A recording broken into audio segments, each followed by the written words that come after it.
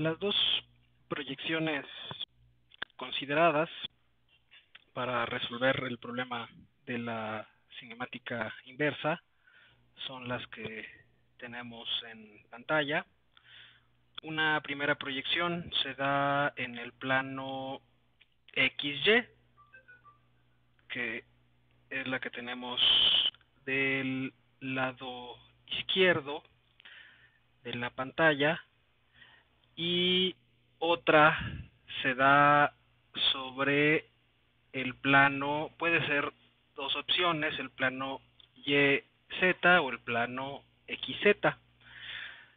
No hay que perder de vista que pues todo se está contemplando o se tiene que contemplar, se tiene que obtener a partir del sistema de referencia base, el sistema de referencia inmóvil, que en este caso es el que tenemos visible de este lado para X0 y Y0.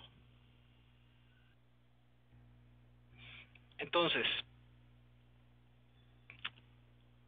primero se va a analizar en este plano, que es la sombra. Recuerden que es la sombra del robot sobre básicamente el piso de su espacio de trabajo. Aquí podemos identificar un triángulo en donde pues sus catetos van a ser los propios ejes coordenados. También es conveniente que identifiquemos este punto que es finalmente el extremo del robot, y lo vamos a llamar esta vez OC. OC va a estar compuesto por una componente en X y una componente en Y. El triángulo a identificar lo podemos ubicar de este lado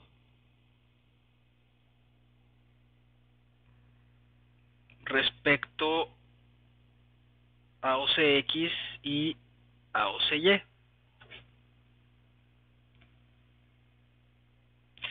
Del algoritmo de Navier-Hartenberg hay que recordar que teta 1 se va a medir de X0 hacia X1. Entonces, ese teta 1 está aquí. El algoritmo de Navier-Hartenberg dice que teta es el ángulo que aparece para alinear el eje actual con el anterior. En este caso, X0 es el anterior y X1 es el actual. Entonces, el ángulo que se forma, que debe de seguir para que esos dos ejes se alineen, pues es el que acabamos de marcar aquí. Ahora bien, ¿cuáles son los lados del triángulo? Pues los tenemos de este lado.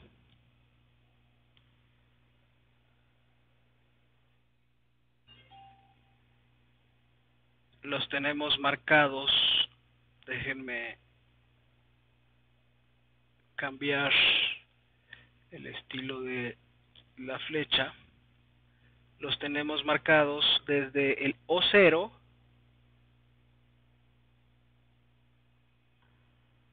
hasta pues la proyección de OC sobre el eje X0, que pues no es otra que OCX. no es otra que OCX. Es una dimensión, como tal es una dimensión, es una proyección. Y el cateto opuesto es el que vamos a tener de este lado como OCY. Son dimensiones. Este es OCY.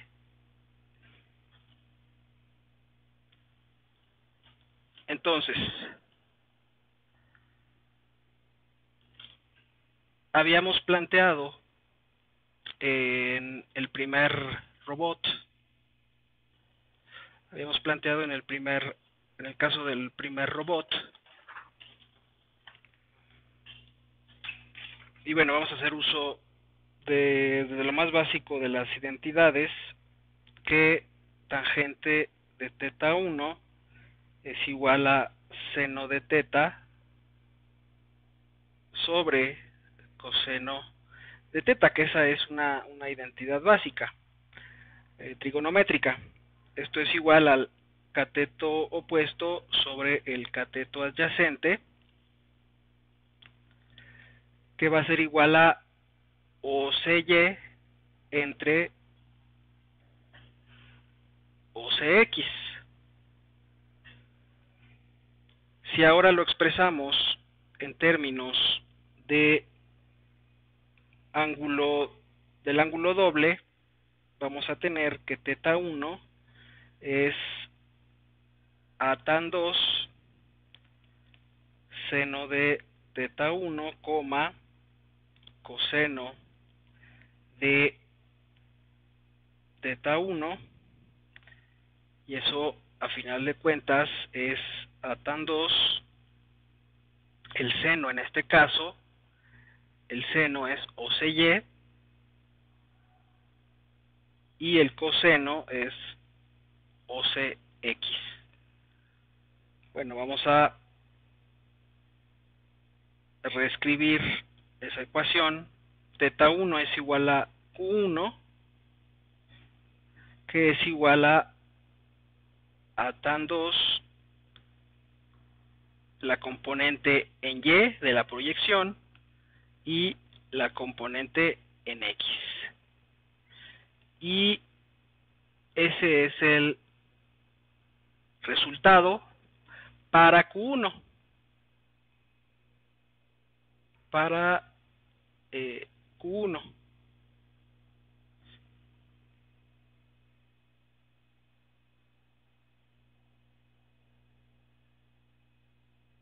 Bien, ¿qué otra información podemos sacar aquí?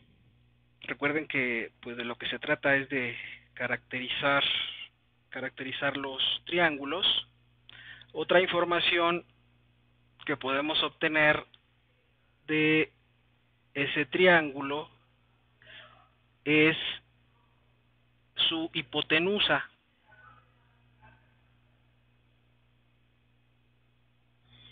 Esta dimensión que estoy marcando aquí en azul es la hipotenusa, y pues naturalmente, como ya habíamos visto, esa cantidad la vamos a llamar R, y R va a ser igual a más menos la raíz de los catetos, de la suma de los catetos, cada uno al cuadrado, o CX al cuadrado más OCY al cuadrado.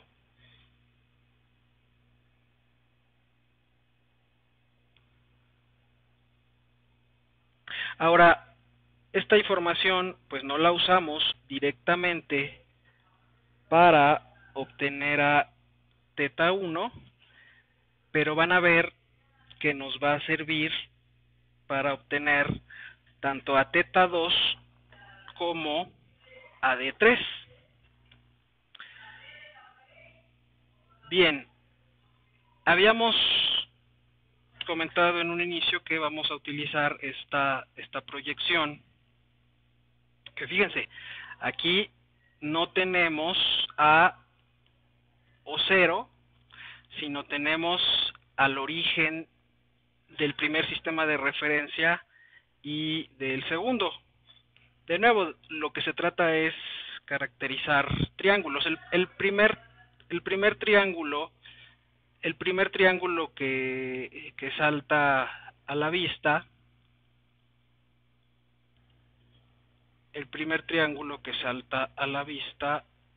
y que ya se había trabajado es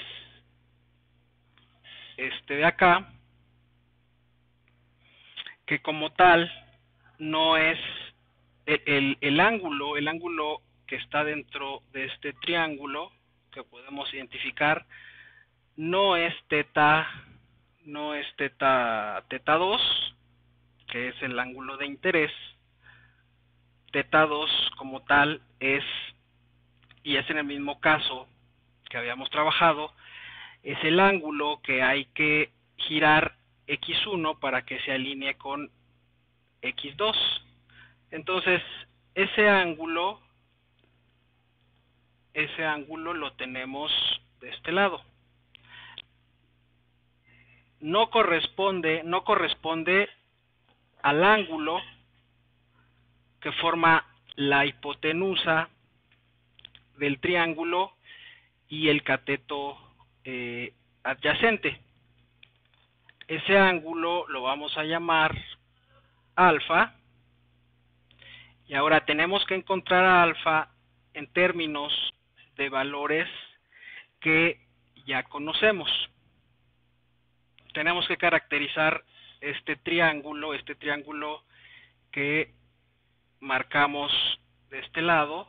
Tenemos que caracterizar este triángulo con respecto a alfa y a valores que ya son conocidos, que son constantes, que son medibles. Bien. Para caracterizar a alfa, pues tenemos que ver cuál es la dimensión, así como de este lado vimos la dimensión de los catetos, tenemos que ver cuál es la dimensión de estos catetos. Podemos plantear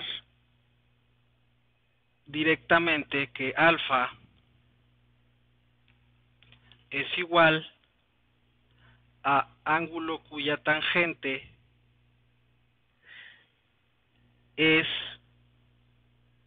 seno de alfa coseno de alfa. Seno de alfa coseno de alfa. Ahora, ¿quién es seno de alfa y coseno de alfa? El seno de alfa es el cateto opuesto.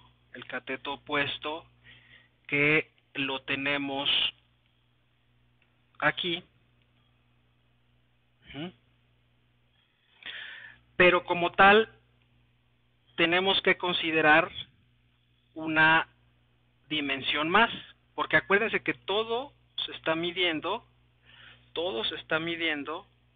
respecto a O0, todo se mide respecto a O0, y aquí no tenemos visualizado a O0.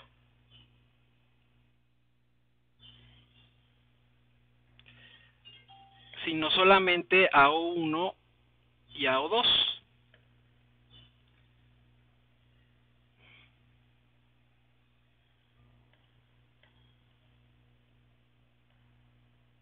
Entonces vamos a hacer tantito para acá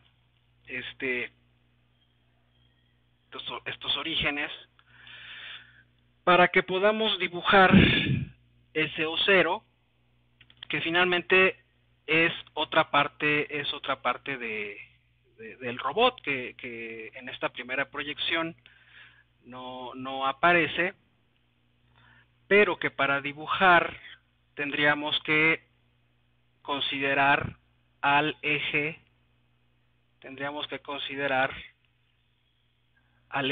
Z0. Si podemos dibujar ese eje Z0 aquí.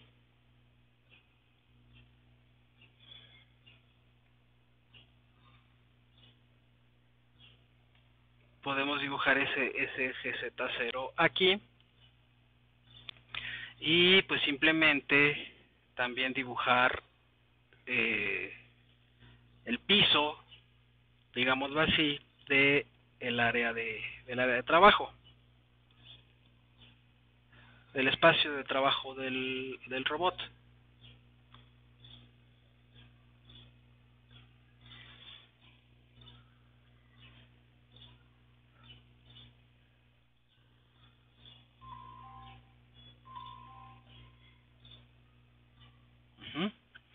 Y ahí sí podemos observar a O0. Ese O0 pues también va a ser, y vamos a copiar esta marca. Ese O0 pues estaría de este lado.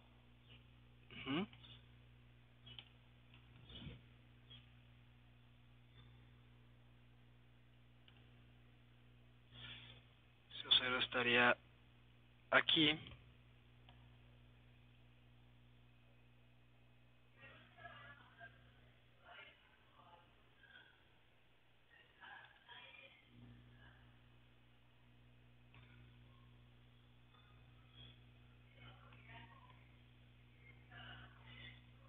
Bien.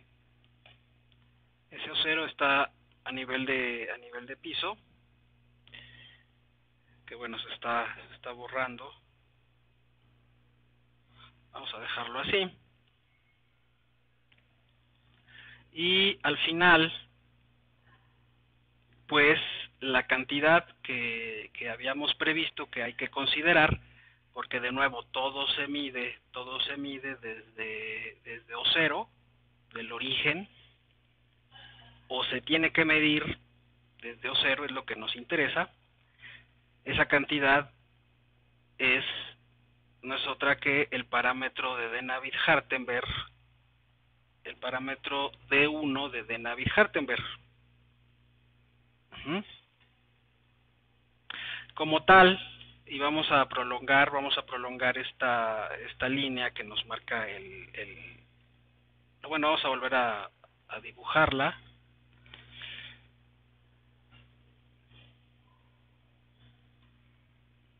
Como tal, hay que obtener el cateto del triángulo a partir de una magnitud que va desde O3 hasta el piso, o más bien desde el piso hasta O3.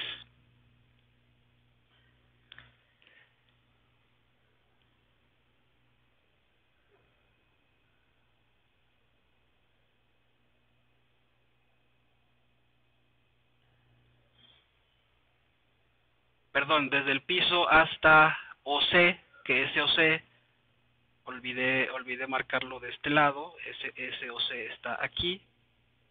Ese OC es el mismo que habíamos marcado acá, pero ahora nada más considerando la cantidad que se da en Z. No vamos a marcarlo como OC para no meter otra coordenada, porque nada más nos interesa OZ, nos interesa nada más qué tanto se está desplazando desde el origen hasta lo más alto que puede llegar ese OC del robot. Acuérdense que OC es el centro de la muñeca esférica. Bien. Entonces tendríamos que prolongar tendríamos que prolongar esta cantidad. Y ahora el cateto que tendríamos que considerar, el cateto opuesto que tendríamos que considerar es hasta OC. Entonces, mucho ojo en este sentido. Hay que también marcar el O3. ¿Por qué? Porque la D3 que tenemos que obtener va de X2 hasta X3.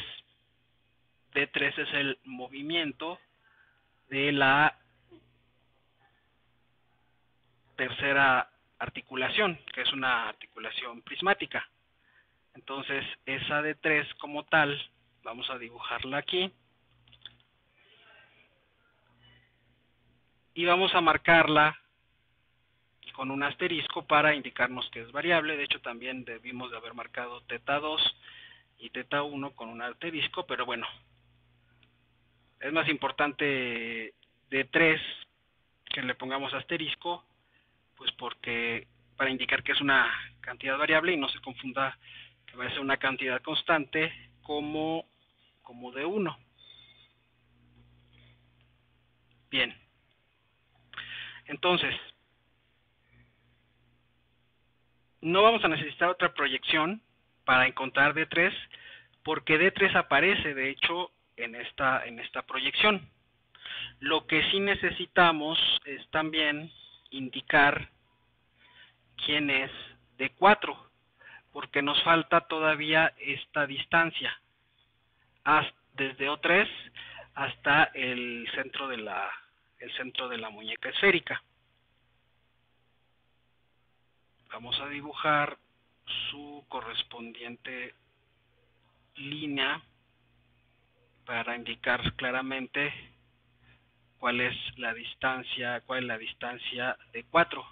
Esa de 4 sí es constante.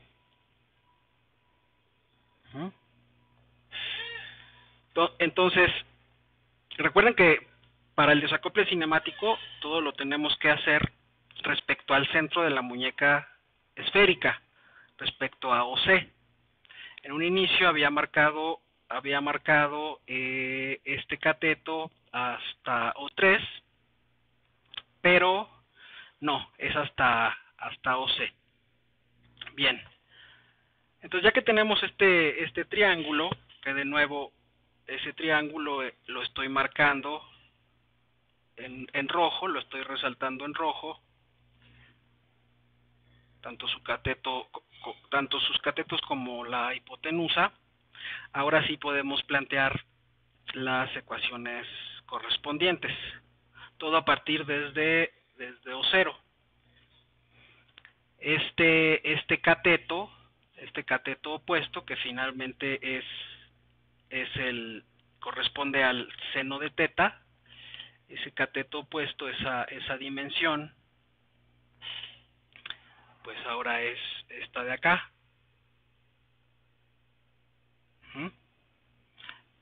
Ese cateto es esta dimensión. Y a partir de todas esas dimensiones verticales, podemos definir que, y vamos a llamar a ese, bueno, vamos a llamarlo el seno de alfa,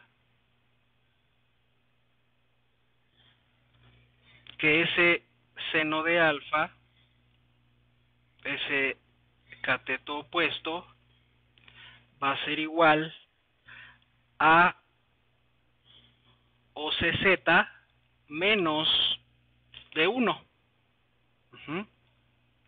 ¿Por qué? Porque tomando en cuenta que todo se debe de medir desde O0, que todo se debe de medir desde O0, pues tenemos que medir primero cuánto es esta cantidad. ¿Cuánto es esta cantidad?